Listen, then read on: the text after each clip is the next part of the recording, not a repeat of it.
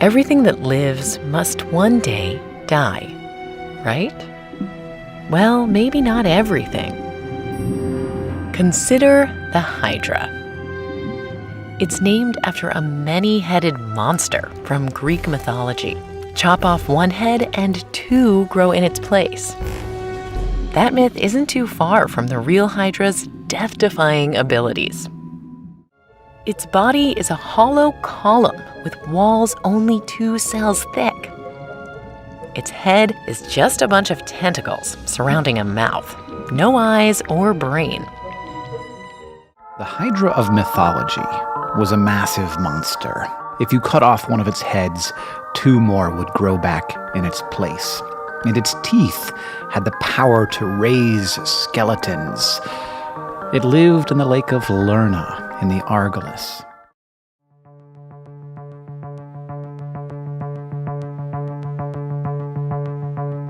Dr. Carrie Madej says that she's personally examined multiple vials of the vaccines that are being forced into people's arms, and she says that she was horrified by what she saw. And there was self-assembling going on. Things were growing. They looked synthetic. And then there was one particular, I'd say, object or organism, I'm not sure what to call it, that had tentacles coming from it. And it was able to lift itself up off of the glass slide. It was alive? Like the thing was alive? It appered to be self-aware or be able to grow or move in space. All I can tell you is this is not something they taught us in medical school, nothing in my laboratories, nothing that I've seen before. And I've showed this to other people in the field, and they don't know what it is either. And I thought, when I first saw this, and I kept looking at it over and over again, I had a colleague with me, and we both thought, wow, this almost appears like it's self-aware, like it knows we're watching it.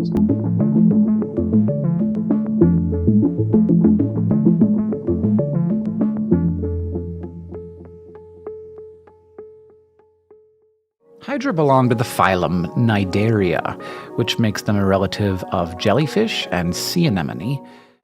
The whole thing is about as long as a grain of rice. The hungry Hydra stretches out its tentacles to snag swimming prey. Microscopic harpoons hook the water flea, injecting it with paralyzing neurotoxins. Then it's down the hatch. The Hydra uses those nutrients to make more Hydra. Check out this bud. It's a clone sprouting right from the Hydra's side. Hydra can reproduce sexually too, but most often they just clone themselves.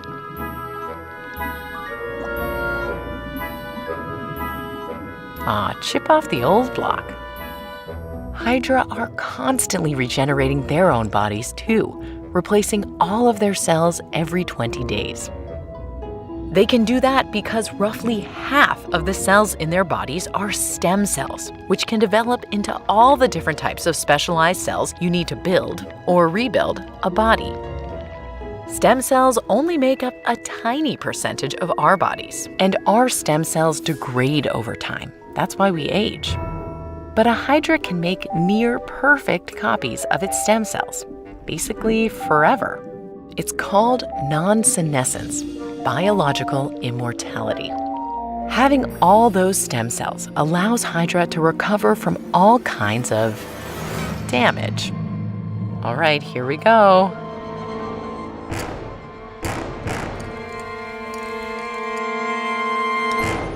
No body? Not to worry. No head? No problem. As long as the chopped off chunk has some stem cells, it's ready to regrow. In a couple days, the severed head has a new body. And the foot, it's got a brand new head. Soon, they'll both be as good as new, except for maybe some lingering trust issues. To test the limits of their ability to recover, researchers came up with an experiment. This hydra is genetically engineered so that under ultraviolet light, its exterior cells glow purple and interior ones glow green.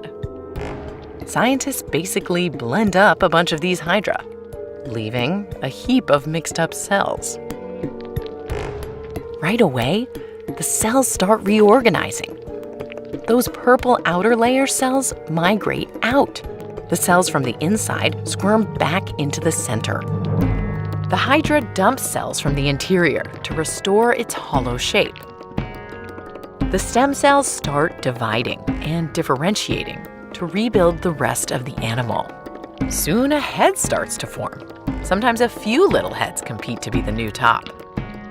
After a few tumultuous days, what was once a mixed-up pile of cells takes on a familiar shape.